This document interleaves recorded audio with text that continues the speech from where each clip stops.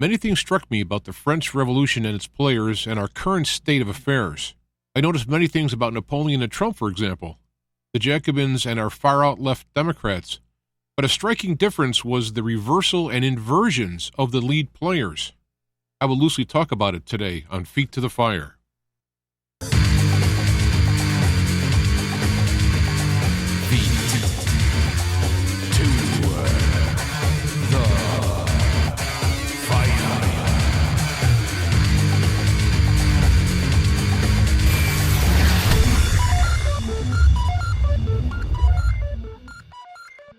All right, we're back and we are live. Feet to the Fire. I am your host, James Alfianchek, the Black Knight of Talk Radio. I got to adjust one little thingy here. There. How's that? All right, well, haven't been on a few weeks.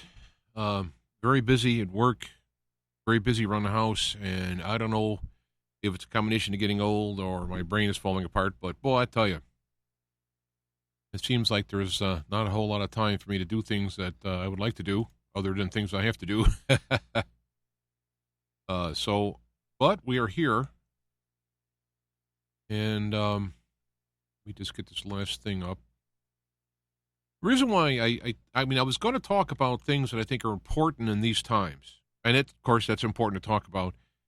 The only reason why I am switching gears is that I'm going with the flow of what I have been doing, and I'm following like the inner guidance. Hopefully, it's not inner distractions, but I've been listening to a book by let me see, where is his name? Andrew Roberts. The book is Napoleon: A Life. It's narrated by John Lee. I'm listening to the book on tape. I think I love John Lee's narrating style. I've gotten so used to it now. I look for books that he has narrated. And it turns out that this choice was a good one because the author apparently goes throughout history and he looks at what Napoleon, as a prolific writer of notes and messages, and he's gone through his notes and messages, the people of that day, other people that has worked with him, and his enemies and friends, and knowing that Napoleon is a propagandist, he uses the propaganda for his benefit, and so he would lie as well as devastatingly be accurate and telling the truth. He's gone through and kind of sifted all of this using my favorite phrase, the lack of contradiction between the facts, figures, and the people with access to grind and others that don't, as well as Napoleon's writings, to come up with, I think, it's pretty good. But now, the thing about it is what really hit me was and I've heard people talk about this, they compare and contrast the French Revolution with us at the moment. In fact, the American Revolution and now. And so this is not new. What I found was, and this may be part of my talent, is that when I listen to things, especially I'm listening to it a second time, I'm maybe a third, maybe half of the way through the second time. I just started it right over again when I got done. Is that I'm seeing things that kind of correlate between then and now, but a lot of the correlations are inversions or opposites or even reversals, but you stick them all together and you do have a correlation between then and now. And from that, you can also predict of the possible problems and successes and what one might do to avoid the problems and steer towards successes. And before I say anything, I want to talk about, I did this a while back. I guess I'll try and find the show, but I did this with Hitler and Trump. And the important thing to do is you have to not look at, well, Hitler killed all the people, the Jews and the gypsies and whatnot. And Napoleon, he slaughtered a bunch of Africans in Hades that he wouldn't have done with white captors. Now, I understand all of that, right? I understand all that. But if you focus on that emotional atrocity, instead of looking at these things as a learning, finding correlations and principles, you get distracted. And, of course, that's the goal. The goal is to take Hitler, who's got plenty to work with, and do bring up all the bad stuff to ignore what he was fighting in terms of what they were doing with the bankers and the various governments in Europe. Likewise, with Napoleon, you look at some the bad things he's done, and instead of seeing all the starting the hospitals and the other things, schools, equality amongst races, religions. Well, races within France, there wasn't. This is where the problem is the people who are the bad guys, who see what, like a Hitler, Napoleon, how they saw they identified the bad guys and beat them. They focus in on the negativity that the bad things they've done, blow them up over. So now you can't say, well, can we learn anything from these people in the past? No, they're all just terrible monsters. Well, if you go through all of history, and it's another book I've read about complete history. I went through from like the beginning of recorded history until what was the World War II, and basically the story of the world is this guy took over that guy, and then this guy took over that guy, and this guy took over that guy. That's all it has been all through time. Everybody getting, they're killing people, killing their enemies for whatever reason. They're designated enemies. We hear about the Native Americans and how wonderful they are. Well, of course, there are plenty. But again, using that open brush, you can see that Native Americans, and in particularly the South American natives, were sacrificing each other. They actually had wars to capture prisoners to sacrifice to their gods, ripping out their hearts and all this stuff. But they also did good stuff too. You see what I mean? This is why I don't judge when I go back like that. And like Hitler's dead, Napoleon's dead, Montezuma and all the guys in Spain, they're all dead. All right, so they're not going to be like, oh, gosh, I was a bad guy. That's between them and the Creator and all the situations to deal with that. But what I want to do is I want to learn from what they did, saw the errors, and notice that people like Hitler, Trump, Napoleon, and we'll see in Trump, their downfalls and their greatness and goodness and things they've done, their downfalls have been their own personality flaws. And depending upon the flaw and depending upon the position you're at and what power you have, you can cause a lot of problems with that flaw. And Napoleon had many, as well as many great characteristics. First off, another thing that's a problem with comparing like Napoleon and the French Revolution to today is Napoleon was an absolute bona fide genius, having a near perfect memory, reading like thousands and thousands and thousands of books on history and so forth. He's well informed. He went out and walked over all of the fields, memorized the fields, got all the maps, did all this planning, invented new ways of war. Not that I like war, but new ways of war to beat his opponents would have 2 and 3 times the amount of men using strategies that never existed before. Now, you're dealing with people, another one, Alexander. I read his biography recently. Alexander did amazing stuff, going in front, on the front line with the guys sneaking into places and breaking in and doing all this stuff. Those kind of characters are gone. You have the characters in our generation. I mean, Hitler wasn't all that smart. You have Stalin, and as a thug, Mao Zedong, a thug. What's his name? Cuba, Castro's a thug.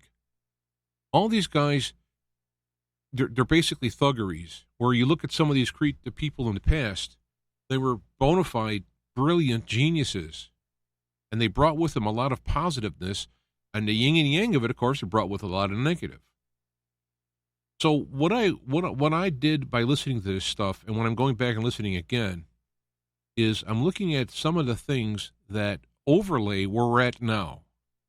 And because of that overlay, we could learn from that past, though it might be inverted, and I'll get into some of that, what I mean by that. The players might not be lined up all the same way, but the character flaws and principles are correlated.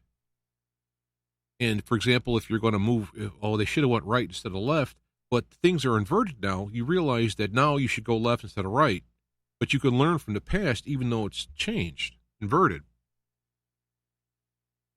So what I see now, when I'm looking at it now, is you have Trump would be in the Napoleon aspect. See, Napoleon started out going against a monarch. Well, actually, Napoleon was within the French Revolution, which he was not a big player in. Right? He supported it. The Jacobins and all those were leading it, right? So as the revolution came up, he was into the coming up with a constitution over the monarch. That was the thing then, and so he supported the Constitution and whatnot. You have Trump now coming into a situation where we already have a constitution, but there isn't the monarchs, right? What we have is the thuggeries wanting to take away from the Constitution. So you have an inversion. We're not trying to impose a constitution on monarchs or thugs. You have thugs trying to override the Constitution. And also, when you look back in the past, the Jacobins and those were thugs. In fact, they ended up getting killed by their own revolution because, again, character flaws took over, and they were just the blood that came with the guillotining just took everything over. It was just like blood crazy. Kill everybody. He ended up being rolling under his own Jacobins, and ended up getting Robespierre, ended up getting rolled over by his own steamroller. And so what I see today is the extreme left kind of neo-Maoist, Bolshevik left is like the Jacobins, but they're not trying to impose a constitution. They're trying to get rid of the Constitution. They want to set themselves up as the leaders. And the people on the bottom that are being used by the people on the top, Black Lives Matter and various other like that, there's the thuggery that are being used, and they're just going to be tossed aside. They'll find their own Robespierre guillotine once they've done what they need to do, and the constitutionalists are tossed away. And back in the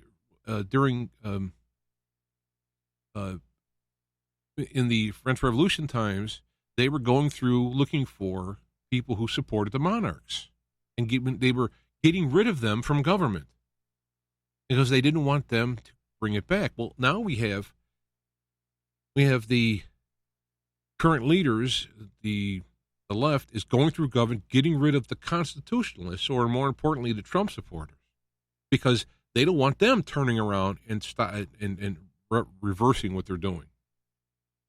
And you have the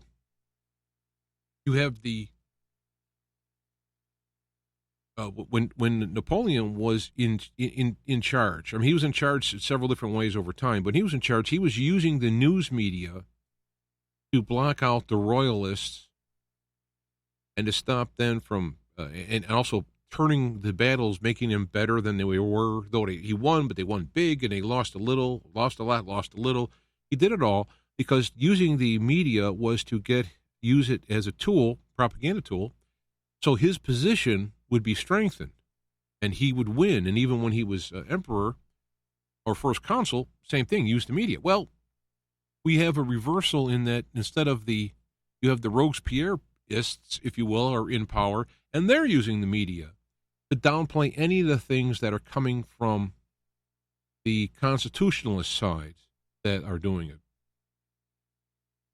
And what I ended up seeing is there's going to be more that's going to pop in my head, because I didn't write this stuff down. I like doing this off the top, and the things come to the top. But one of the things that I realized from this is that all the players involved, their loss was based on their own personality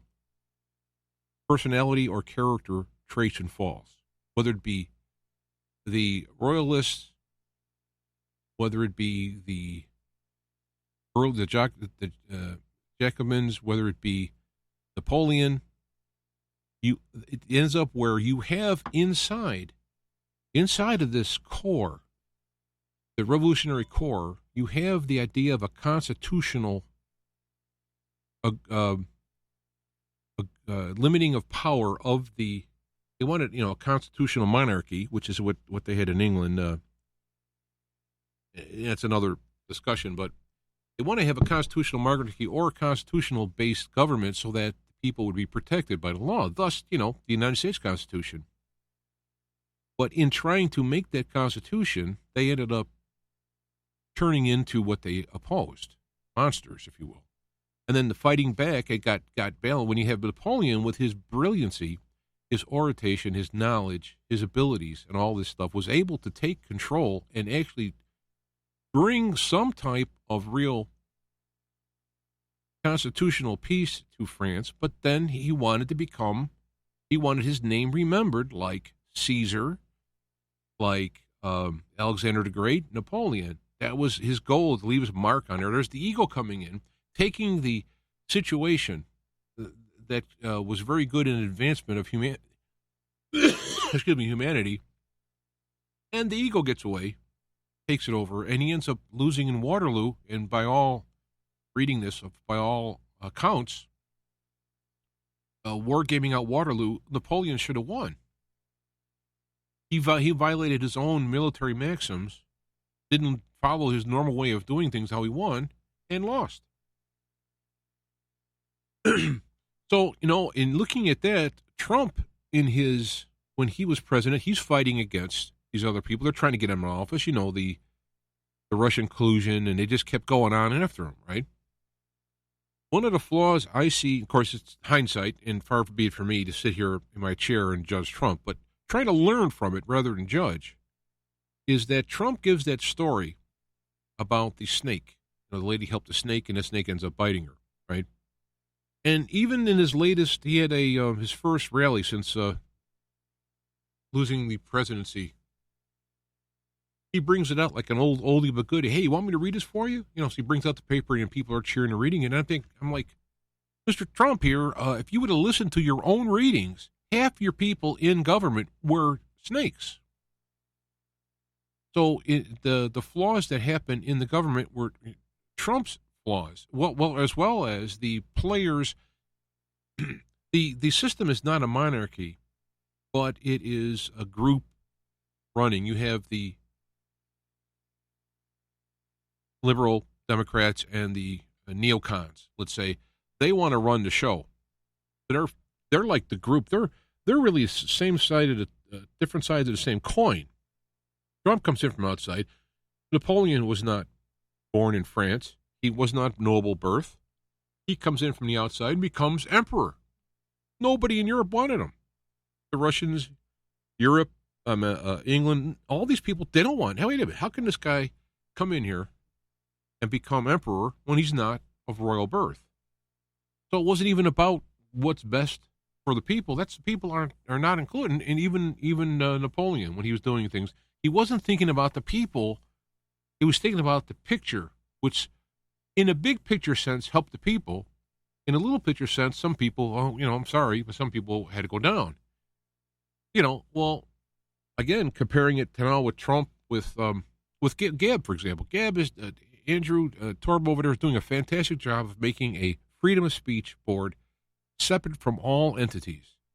There's nobody there trying to run the show. He is, and he's doing it to keep it open, free communication. First Amendment free communication. You can't say anything illegal on there. You can you can insult people. You could say falsities. That's what freedom of speech is, right? And if you don't want to hear them, you just hit block. I've done it many times. This guy writes some kind of goofy comment, racist comment, whether he's really a racist or just somebody trying to give Gab a bad name. They say something racist, boom, I block them. They don't see me. I don't see them. That's a beautiful thing. Rather than trying to knock them off, and then whoever gets the power to be able to decide who can be on. Now that's where the power is. That's where you have the fact checkers and all that, which is another. It's a joke. It's a pretend word, fact checker. They're not checking for facts. They're checking for keeping along with the narrative within the boundaries allowed of the narrative. So they should be narrative checkers. It should be. And again, these are all these names that are given to lie. And in the communist stuff, the Maoists with their cultural revolutions and all this stuff. See, it's always that changing the words, double speak, double think, as it was in Orwell says. These are not new. All this stuff went on back in the French Revolution. Again, some of the players and people were reversed or juxtaposed or here or there. So there's one glaring difference now. Glaring difference between then and now. Well, first, I think there was a lot of really dumb people. They're indoctrinated and ignorant from their schooling. So there was a lot of ignorant who weren't schooled and were peasants back then. So that's not, maybe that's not a difference, but I'm talking about the leadership. You have Trump. They give Trump this 12 IQ, 12D chess. His IQ is phenomenal. Now, he is smart. He's no Napoleon, right? And another problem with Trump, he's not a we'll say a general. All right, his attack things have to do with law and in business, making smart things, making smart contracts or executive orders, for example. But the problem is we're dealing with above the law in this here. We're dealing with people who are going above and beyond the law, who are lying, and have no problem with people's lives being killed for what they want to do. So when you have Trump back there with this whole, and it's another thing why the Q thing got to me. The Q thing was complete fantasy. And it just simply said, no, enjoy your popcorn. It's coming. It's coming. And, I don't know how many years ago I called a stop to that and said, this is crap. This is a LARP. Live action role-playing game where you have groups who are making stuff up along the way. Where one goes, we all go. That's a theme from a LARP. These people make up stuff on the team, and now the other guy's got to come along and back them up and do it. It was all a bunch of crap. And so now, even now, if people saying that Trump is going to take over in August, he's not going to be reinstated. Now, here's why I say that. Not that he shouldn't be. It obviously was fraud, and obviously was lost. It was such a glaring obviousness that what it did was show the people who are really playing on the Jacobin team, if you will, whether they were on their teams or in the the coin, the other head of the coin. It exposed who they were because it was obvious fraud, just in logic, just in historical, just in mathematical. It's obvious, right? That should be done. But there's no infrastructure to put Trump in. Who's going to put Trump back as president?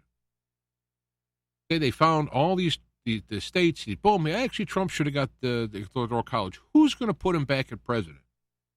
There's no laws saying that they have to do it. And in fact, the laws were followed in terms of voting for the president, in terms of putting the Electoral College was followed. Right? The votes, the people who vote in terms of the populace don't vote for the president. The Electoral College does. Now, what happens is based on the popular vote, those electoral colleges are picked. In other words, Trump wins the state, then the Trump Electoral College delegates go.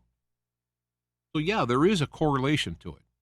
But in terms of a constitutional process, the state certified the elections, picked their electoral voters. They voted, ratified by the Senate because that's all they can do. And it was in there. Now, in reality, of course, it was all false. But by what authority would the flaw election, actual reality? It was fraud and fixed and whatnot. Who's going and what authority is that going to be overturned? Because the only possible people in this realm would be the Supreme Court, who is stepped away from this, threw it out like a hot potato. No, we had nothing to do with it because if they're going to be originalist types, they're going to look and say, well, they followed the Constitution. The states ratify it. They voted it. And now we got nothing. Nothing we can do about it. So that's one of the problems is who's going to take Trump. Now, the reason why I bring this up is there is only one way that this current election can be overdone and Trump installed. There's the one aspect is wait till next time in 2022. House members go back to be Republican across there. They because of the exposure of these frauds, many of the states are taking steps, getting rid of the voting votes, coming up with IDs and ways to control mail-in ballots, so that in 2022, these red states, because like California and New York, Illinois, they're going to do whatever they say because it's all one-sided. But on these other states, they could have put in place elections so that you'll have an honest vote and things would change. The House would change. And then in 2024, you have another presidential thing with these things in place. That is the only structure I can see other than literally having a Napoleonic coup. Napoleon came into the constitutional place that there was full of corruption and there were problems, and the only way Napoleon saw to get rid of that problems is through a coup, both political and military coup. If he didn't have the military, the muscle behind him, it never would have happened. And if I want to go back to Hitler, the only way Hitler could have taken over and got rid of the bankers and the people who were destroying Germany was to become a dictator.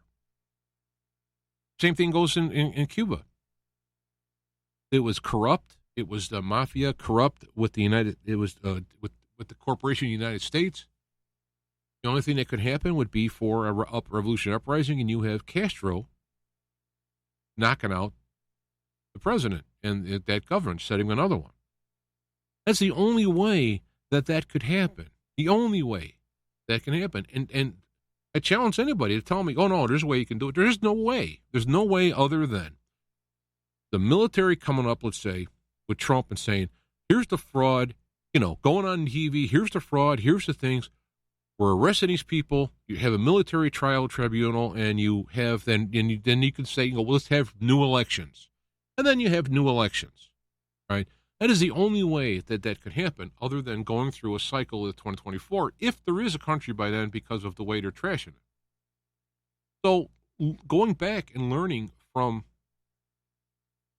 these other historical events, the only way to have that happen. Now, there's a big difference between any of those other times we talked about and now. You have the NSA literally recording every single word, every single byte of data that goes through the internet, recording it, and they built this mega gigantic server buildings, and they're building them to keep all that data, and then they can forensically go through and have computers and have AI computers go through, catch keywords, key phrases, then they can bring it down and have it analyzed at a higher level, and eventually getting the humans to make decisions. Didn't exist before now. Now, if there's anybody planning a coup, quote unquote, meaning to take back the Constitution, look what they're doing. They're going through the military and filtering out anybody who would be a Trump supporter and or constitutionalist type person. They're trying to get rid of everybody in authority and working their way down to prevent anyone. Meanwhile, recording everything everyone is doing to find anybody who's making a credible plan. They have a kind of a makeshift military group guarding the Capitol against a takeover. They have the military being scoured of anybody who would do this. You have the media almost unilaterally. Fox by no means. Fox controlled opposition, and Tucker's only going to be there so long, and others that are okay. They're going to completely ignore anything that happens, or they're going to like the January 6th, ridiculous. That's a insurgency. Come on. Meanwhile, over in Portland, where they took over a police department, people died, and they took land and held it. That's okay. I mean, they have to get off, whatever they're. So these people are being held. So now Trump has a rally the other day, and he mentions the lady who was killed. Where is she? Who killed her? What's being done about it? Why are these people being held? That's the first thing that what Trump has said since he had lost the election that showed any type of pushback. Because you also have a mixed bag with Trump. You have Trump supporting, for example, the vaccines. And by his relaxing standards, we got this brand new technology, not safety checked like normal, which takes years to catch a database. All this stuff is pushed through because of Trump. No, I'm not saying who's going to be better than Trump? Well, there are people coming up now that might be better in the next time around. Don't know. We'll see. DeSantis in Florida is doing pretty good. And we'll see how sincere that is. Time will tell. But it's done me. I'm telling people there's only one way to set the thing up back to make amends for that election is through and you might justify the coup, a military coup. You might justify it. You may say, well, he was really, I'm saying, yeah, he really was voted in. So you could justify it, but there's no constitutional method for that to happen other than to step outside the Constitution, do this, and then step back inside the Constitution. Now, I'm warning about this because what happened with Cuba is the talk while they were going to take over, to kick out the president, it's slipping my name, his presidency. While they were doing that at the time, Castro was going to, they were going to get rid of the bad guys, that he was going to step aside and have elections, and that was going to go from there. Never happened. Was he lying in the beginning? People, based on their personal feelings, may say yes or no, but the actual reality and fact of it is that when he became the president, or whatever you want to call it, of Cuba, he stayed. You have Napoleon getting rid of the corruption in the being a Republican. He wants the Republic. Got rid of all the stuff, wrote a new constitution, and made himself first consul. Okay, I'll run it. I'll run it for now for the first 10 years, just to get things going, and then you can have elections. Consul for life, then emperor. Going against in the revolution, they were going against all of the pomp and circumstance and the aristocracy.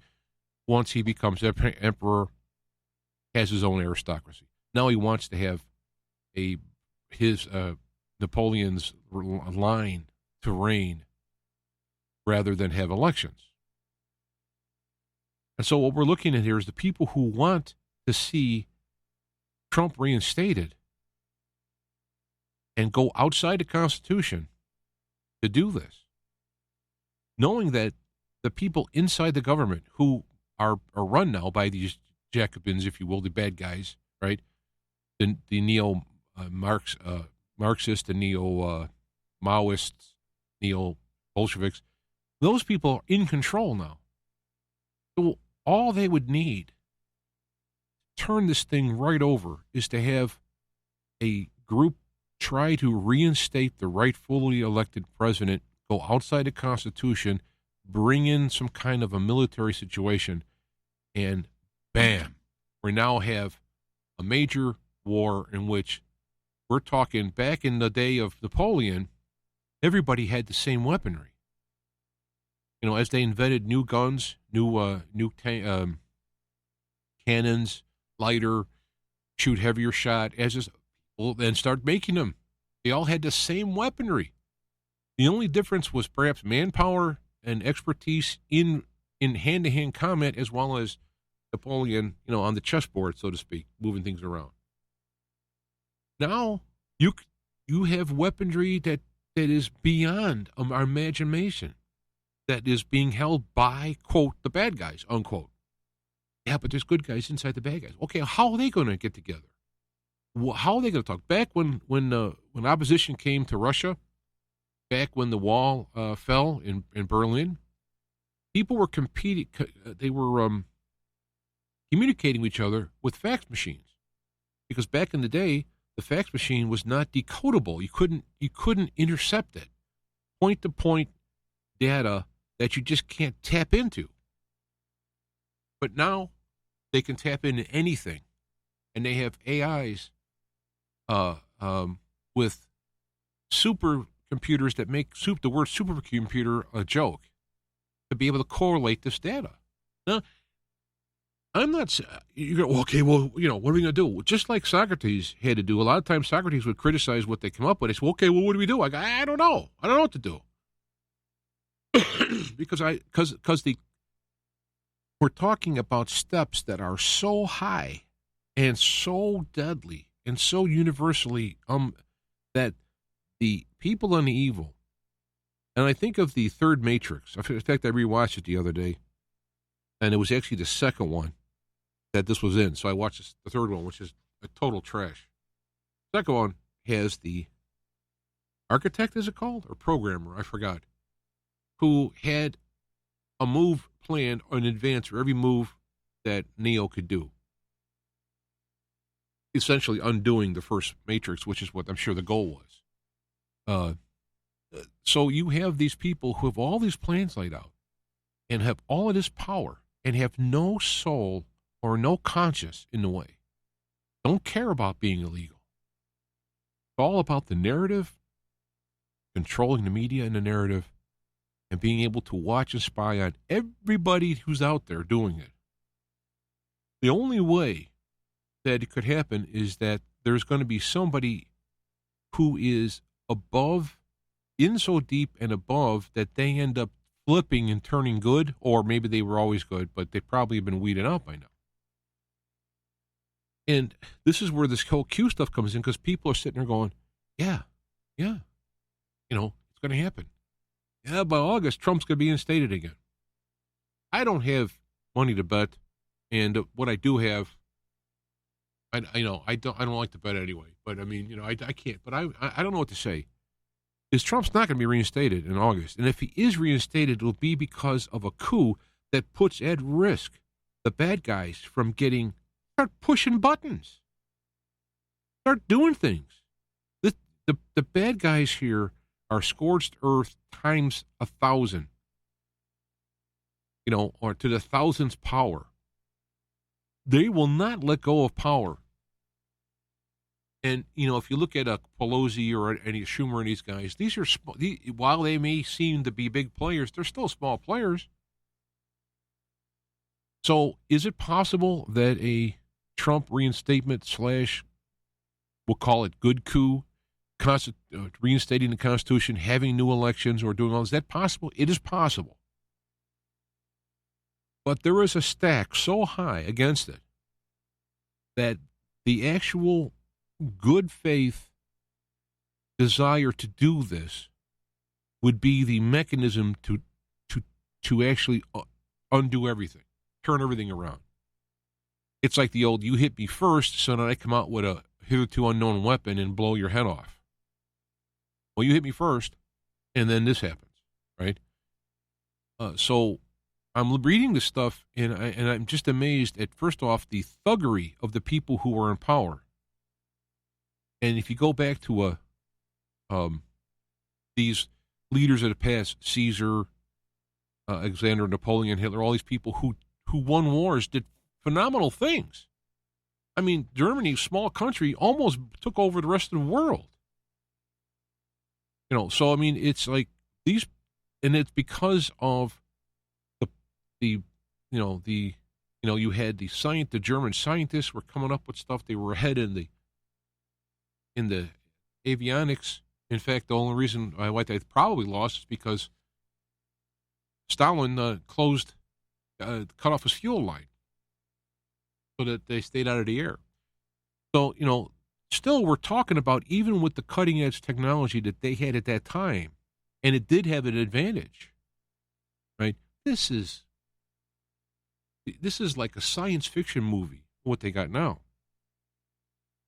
So like, oh, well, then what good are you listening to you? What good is it? There's nothing real. It's all going. No. Because if these are the latter days, like I am working under the impression it is, right? It's always possible things could turn around. It's always, you never know what God might do. You never know. But given Matthew 24 and Revelation, given those principles, I'm not even in the Old Testament. It's like a lot of the people, I think, miss the mark today because they're taking Old Testament prophecy and trying to work it in here. I got in a discussion online talking about Israel, and I said, people are talking about the prophecy in Israel. It's like, I am not under the assumption that the current Israel is a biblical Israel. It was created by human beings, men, after World War II. Some of the people who are interested in Jews going to Palestine go back to people like Napoleon and Hitler. All right, so I mean, it's not that the people who are there now, could God use these people? Sure, God could use these people. Yeah, it could be. But the Israel that is running the government now has got a lot of problems. Oh, you're a Palestinian sympathizer? No, all governments, this is the thing we have to understand. All governments are evil. All centers of power are run by psychopaths who are attracted as best as their ability to that power. You got the thugs on the street. That's as high as they can go. They can't, their intelligence can't have them work through political means to go higher. Some of them work through the church to become pastors or priests or bishops or whatever. Some will become politicians that are going to be local politicians. Not going to be able to make the national scenes, so they're local scenes. You have people who are in companies who work their way up, being psychopaths in power and money and power. That is the system that is built here, and it always ends up that way. And if you listen to, like, the history of the world, like I've had these 3 volumes, or I don't know how many hours, 100 hours of listening, that is the entire history of the world. Somebody comes to power, kills a bunch of people, they die, their son is good, or somebody kicks them out, or whatever. They have a good king, and then the son is a bad king, and he ends up killing everybody. And, this is the history of the world. We're in this history now. And it appears to me that if Donald Trump was reinstated, that he would call for elections. He's not looking to become Emperor Trump. But neither was Napoleon. Well, that's not true. Napoleon wanted greatness from the beginning, but the methodology which he took ended up that way. And, Castro, I mean, who knows? I mean, this is just what the history is. This is what was said. Who knows what the plans were inside, right? You can't read Napoleon's head, though he wrote a lot of stuff. And he wanted to be greatness. He wanted to be up there with Napoleon or with Caesar and Alexander. And he did it. He made it. But it was, there's a lot of negativity came along with that. A lot of positive was, but, and this, I think, is where you get the idea of yin and yang. You need someone to push forward for change and get rid of things. And some people are going to die and be dealt with dishonorably in that push. But after that aftermath, you have the prosperity of the positiveness that were pushed. And right now we're in a bottom where we don't have anybody who's brilliant pushing. You have huge thugs with big sticks. And Trump may be, smart, though he's failed many ways in this situation. He could have been planning for this stuff. Of course, Barr let him down. Barr said there's no corruption, but it turns out he never looked. So he was surrounded by the snakes. That's his that's the fall of his point. Even Napoleon, while he had some great leaders that helped work with him, he fell to the flaw of having some of his relatives who were completely incompetent and, in fact, actually harmful to him running things. So when I'm and again I'm listening to this book some more. I don't think I'll do any more in terms of a show on this because the points I'm getting that are the general brush points are pretty much all you need to know. I mean, you don't have to get a list of 500 things. Unless you want to. I mean, you can get the book and read it and go along to thinking. I've been listening to Trump when he talks, what he says, what he's watching, what he does. So I have my own personal access to from him, from his own lips, from his actions, and what he said before and after. Some things didn't change, some things it did, et cetera, et cetera. I have that list. When it comes to this Napoleon, based on this author, he kind of put that list together. And so, reading that book, you can come up with a pretty good view of Napoleon, the good and the bad, and the ugly. And I pretty much, have a working knowledge of this with Trump, and I see what the situation is happening here. And I'm thinking that the people who are ready for a revolution, and they got their guns, and they have their saves, and they're all ready, and they got their food stores and all this, man, it's not those are bad things to have, right? Those are any kind of way that you can have anything to help is good, right? Protection, food, survival, and all that. It's the character flaw, the ego, the traits of someone who thinks they want to go to that is a good thing to do. Like, let's bring him on,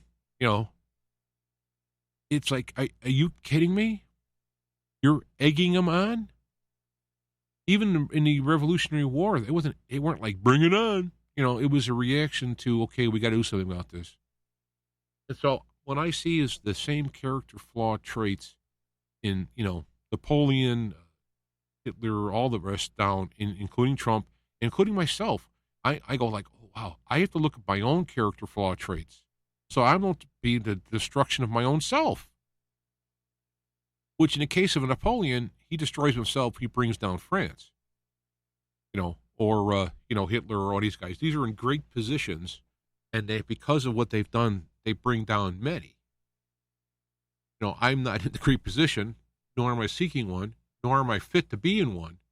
But I do have my own position, and I can do damage to myself and others in my position. So I learn from these things, scale it down to my level. But if this talk here, if this was listened to by a lot of people who were patriots and looking forward to things changing, I would almost guarantee that a huge percentage of people, oh no, this is different. It's not going to be that way. No, it's just going to work this time. And that's the being blinded. Your what's the word? I can't think of the word now. Something bias. You're biased for a particular outcome, so the stuff that fits it, you see it. And that's what's happening. If you think that you're going to make a stand here against the whatever, you can say, well, look at the people when the U.S. fought the revolution. I think it was, 8% of the people actually partook in the revolution, and they beat the number one world naval power. And it's like, well, they had the same guns you had. The ships can't come on land and fight. So when the patriots are up and taking pot shots up in trees and whatnot in the countryside, while they're marching in columns down the street with their red uniforms. I mean, there's a different kind of warfare there that works. Plus, Britain is how many weeks or months away for a supply line, and they have to come in on the boat so that you have to you have to go into port or you have to row into port and people will be there. I mean, it's a whole different ball game between, let's say, Britain and France.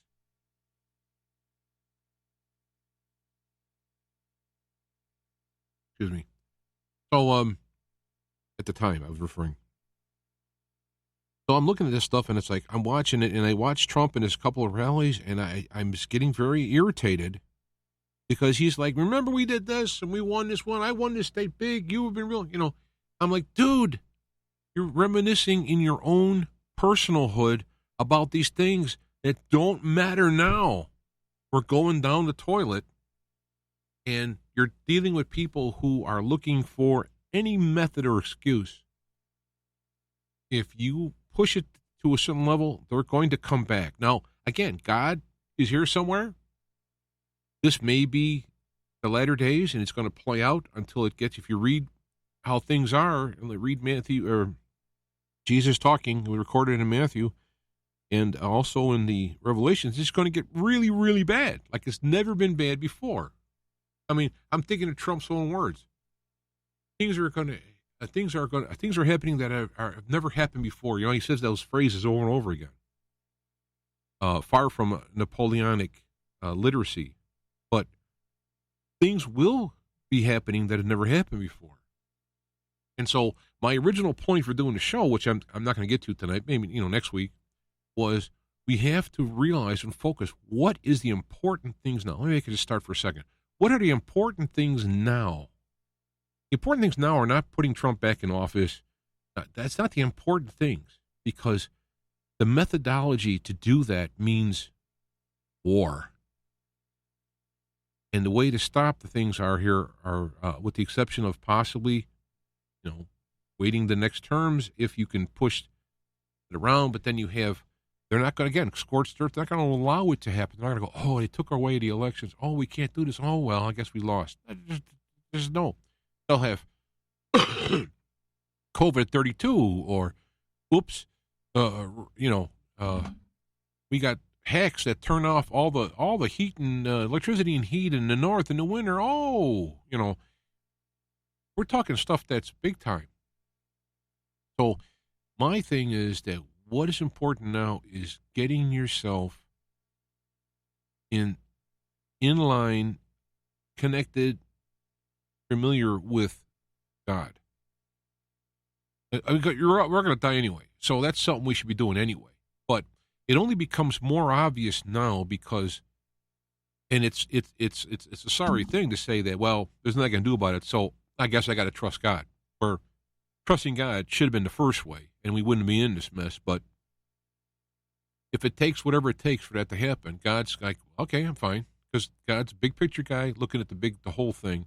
It's all going to work out in the end, but it's going to not be pleasant necessarily on the way. And the way is to make the best choices you can along the way, so that all things work for good for those who love God, those who listen to his voice and follow his guidance. That's my way of saying Romans 8:28. That's what's important now. I'm not saying you shouldn't have food or guns or anything like that. That's not my point. If that's what the guidance is, it is.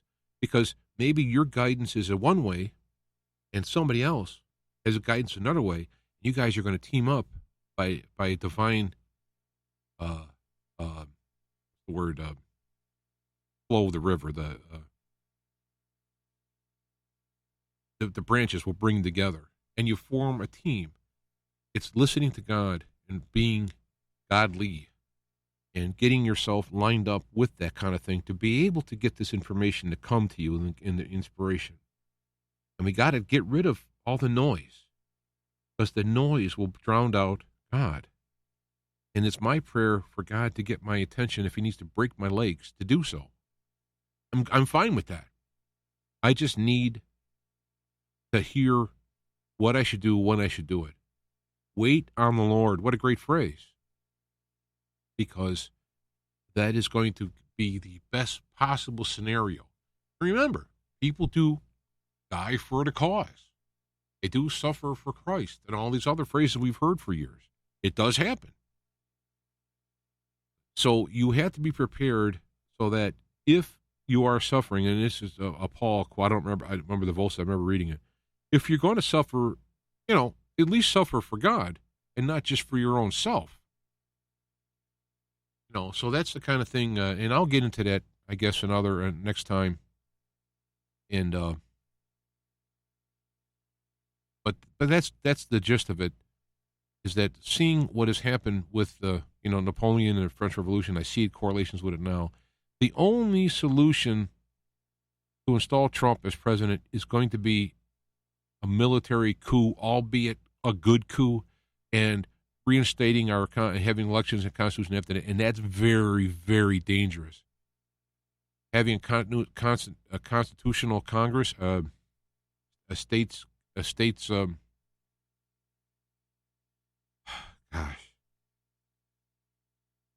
and Napoleon, I am not in many ways. Right, the states getting together to change the Constitution, very dangerous as well. That is going to be a political way to do it. The other way is a military way. It's very dangerous. It's like praying to God, following the stuff that could for your own self, and then praying that happens for the nation. And if it is the latter days, it's not going to get better. It's going to get a lot worse until the return of God, which will be a good thing.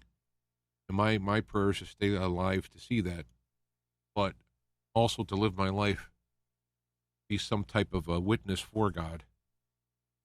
And so that is what I am working on and praying for along this.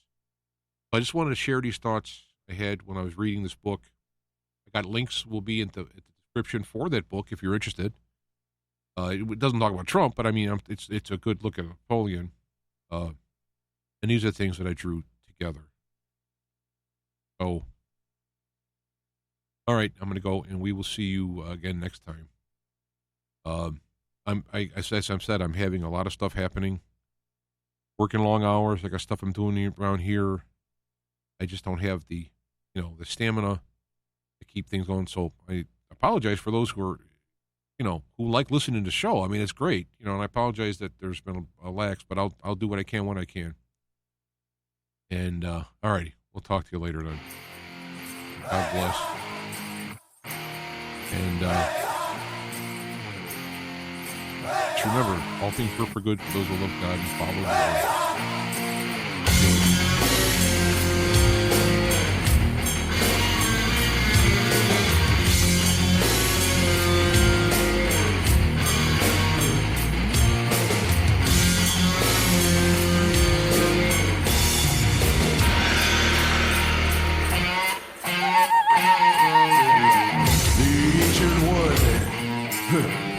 Oh, my old friend, the one who walked before, the one who walked again, the ancient one of old, with wisdom for the new. Revive our inner sight, retell your timeless truths. Oh, ancient one.